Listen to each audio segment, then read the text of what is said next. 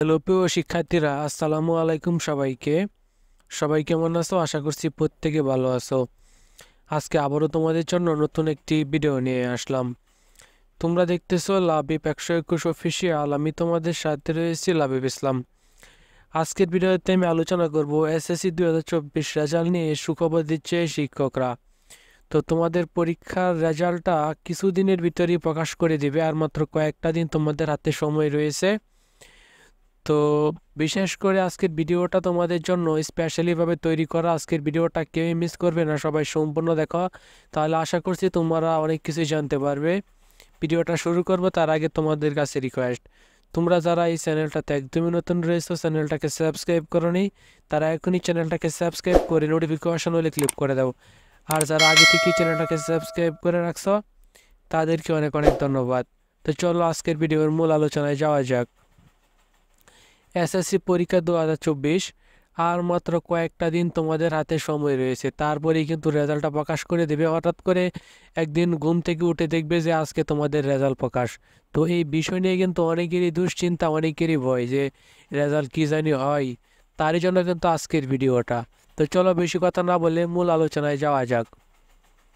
গত 15ই ফেব্রুয়ারি আনুষ্ঠানিকভাবে চলতি বছর এসএসসি 2024 পরীক্ষা শুরু হয়েছে। বর্তমানে শিক্ষা বোর্ডগুলো শিক্ষকদের মাধ্যমে পরীক্ষার খাতা মূল্যায়ন করাচ্ছে।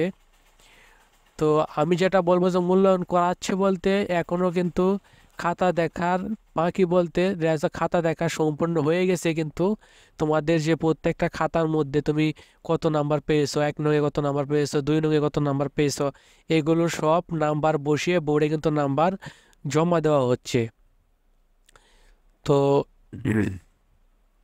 বিশেষ করে স্বাভাবিকভাবে এখানে শিক্ষকরা যে সুখবরটা আর কি তোমাদেরকে দিয়েছে, তো সেটাই এখন আমি তোমাদেরকে বলছি।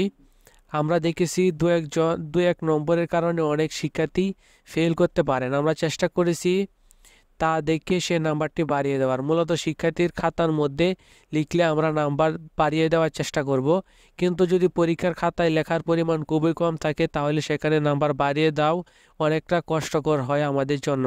তারপর আমরা চেষ্টা করি যে শিক্ষার্থীদেরকে সহযোগিতা করা, যাতে করে তারা একটি ভালো ফলাফল করতে পারেন। স্বাভাবিকভাবে আমরা চেষ্টা করছি একটি সৃজনশীলে 9 বা 8 নম্বর দিয়ে দেওয়ার। যদি শিক্ষার্থী খুবই খারাপ লিখে তাহলেও তারা 4-5 নম্বর পেয়ে যাচ্ছে। মূলত প্রথম দিক দিয়ে সৃজনশীলগুলোতে শিক্ষার্থীরা গড়ে 8 থেকে 9 নম্বর পাচ্ছে। তো বিশেষ করে স্যাররা কিন্তু নাম্বার বেশি বেশি দিয়েছে ছাত্রদেরকে, যেন রেজাল্টটা ভালো হয়। তো বাংলা দ্বিতীয় পত্র যে সকল শিক্ষক খাতা দেখেছেন তারা জানিয়েছেন যে বাংলা দ্বিতীয় পত্রের ক্ষেত্রে অনেক ভালো লিখেছেন, অনেক ভালো নম্বরও পেয়েছেন। 70-এর মধ্যে অনেকেই 60-এর উপরে নম্বর পেয়েছেন।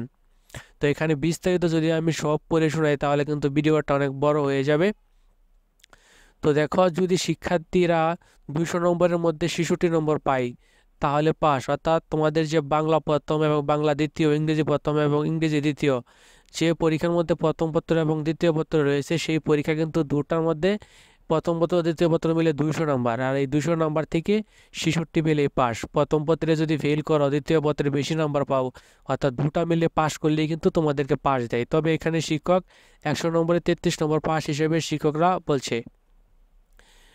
তো এটা হলো বিষয়। আর বিশেষ করে তোমাদের রেজাল্টটা কিন্তু প্রকাশ করে দেবে, কারণ আগামী মে মাসের মাঝামাঝি সময় পরীক্ষার ফলাফল প্রকাশ করার জন্য প্রধানমন্ত্রী বরাবর প্রস্তাব করা হচ্ছে।